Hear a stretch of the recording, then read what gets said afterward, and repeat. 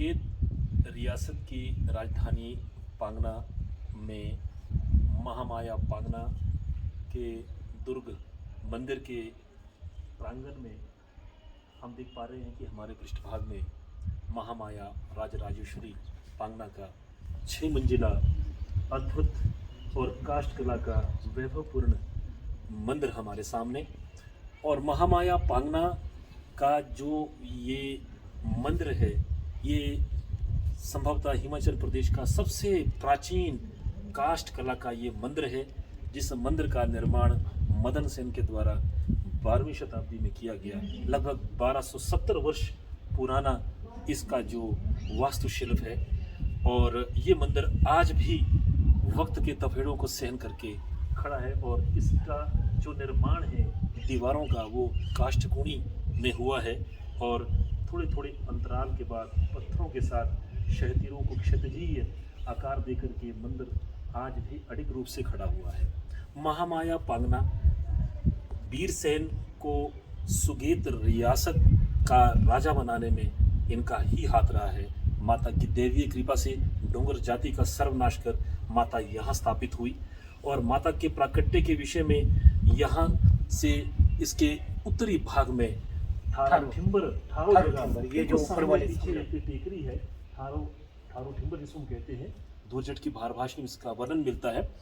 वहाँ पर वीरसेन को स्वप्न देकर के माता ने आगाह किया कि भाई आपको यहाँ पर डोगर जाति से सारी जाति का नाश करके यहाँ पर मैंने तुम्हें राज्य प्रदान किया, तो मेरी उपेक्षा क्यों।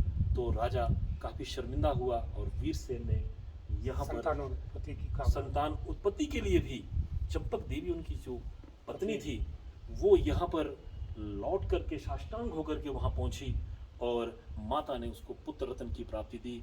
और माता के स्वयंभू वहाँ पर 9 नुपुर और उनके चरण चिन्ह और उनका सिंहासन और उनका एक खड्ग जो है वो उसी स्थान पर प्राप्त हुआ, और उसको सहर्ष शिरोधार्य करके यहाँ पर उसको यहाँ पर स्थापित किया।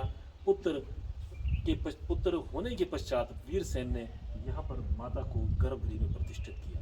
माता के गर्भगृह में यहाँ पर तंत्र विद्या का भैरव तंत्र साधना और श्री यंत्र, कच्छप यंत्र, और इसके साथ कुलाचार जो हमारे शाक्त मत की परंपरा है तंत्र की है, उसके भी यंत्र यहाँ बने हुए हैं। इससे ये विदित होता है कि ये पांगना का ये जो मंदिर है महामाया राजराजेश्वरी का, ये तंत्र विद्या के बहुत बड़ा एक स्थान रहा है।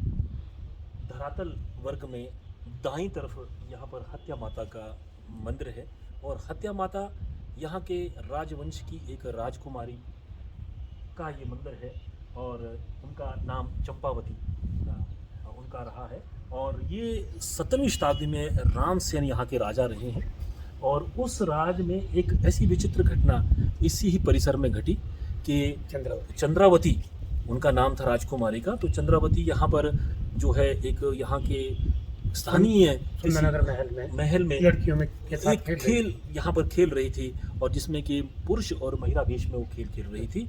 और यहाँ एक ब्राह्मण जो एक राज परिवार से उनका संबंध था, राज परिवार से ही ब्राह्मण थे, उनकी नज़र पड़ी, और ये एक अफवाह रूप में बाहर ये बात फैली कि जो राजकुमारी है किसी यहाँ के स्थानीय पुरुष के साथ, लड़के के साथ उनका यहाँ पर जो है वो खेल खेल रही है, उनके अंतरंग संबंध है।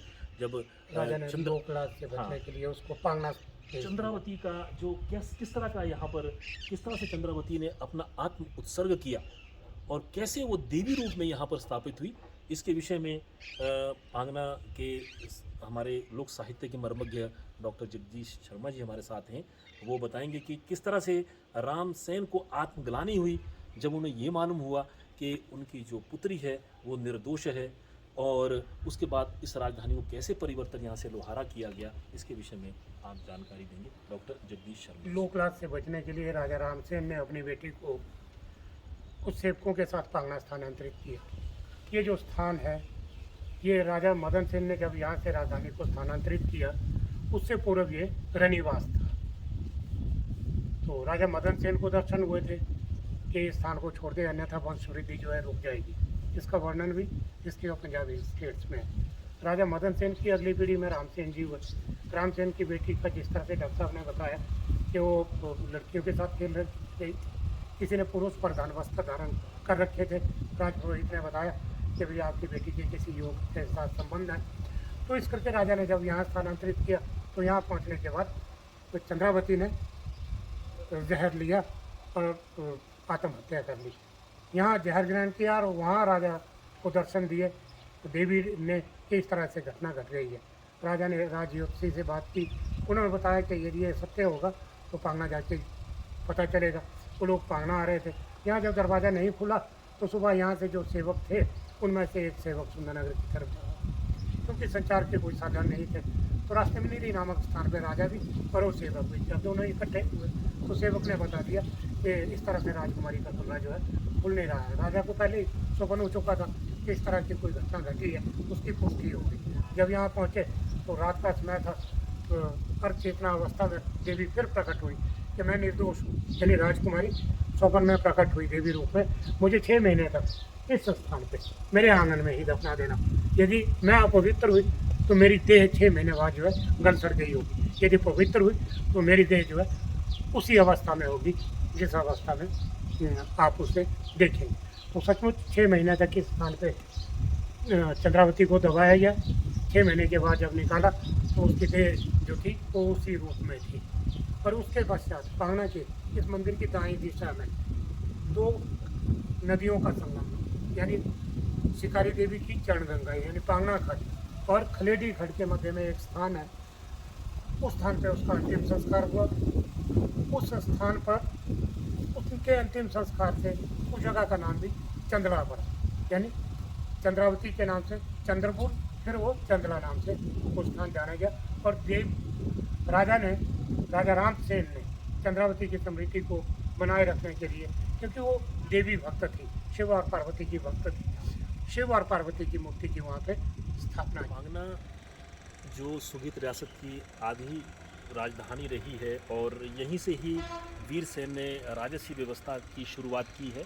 और इस पांगना के पूरे गांव के साथ में इस नदी जो चरणगंगा के नाम से ये पांगना नदी सुप्रसिद्ध है। और ये महाभारत कालीन महाकाली शिकारी देवी के चरणों से निकलती है। संभवतः शायद चरणगंगा नाम इसका पड़ा। चौरासनी इसका उद्भव स्थल माना जाता है, जो शिकारी के बिल्कुल नीचे से ही है। और ये जो स्थान यहाँ पर माता का इस टेकरी पर है, महामाया जो प्रतिष्ठित यहाँ पर राजराजेश्वरी है। और इनका जो ये पश्चिमी भाग है जिसको हमने ठारू का स्थान कहते हैं, वहाँ 21 नागिनें जो हैं इनकी रक्षा करती है। और इनका जो सोपान अंदर के हैं, जो पूर्वी भाग में इसके सोपान हैं, और 18 बाण इसके 18 जो गण हैं वो उसकी रक्षा करते हैं। और इनका जो दक्षिणी भाग है और वहाँ पर देहरी की माता, जहाँ पर के डूंगर जाति की का सर्वनाश माता ने वीरसेन के कहने पर किया, वो रक्षा करती हैं। और इसके उत्तरी भाग का जो रक्षा है वो शिकारी माता करती है। तो चहुं दिशा में यहाँ पर देव समुदाय जो है माता की रक्षा के रूप में प्रतिष्ठित है।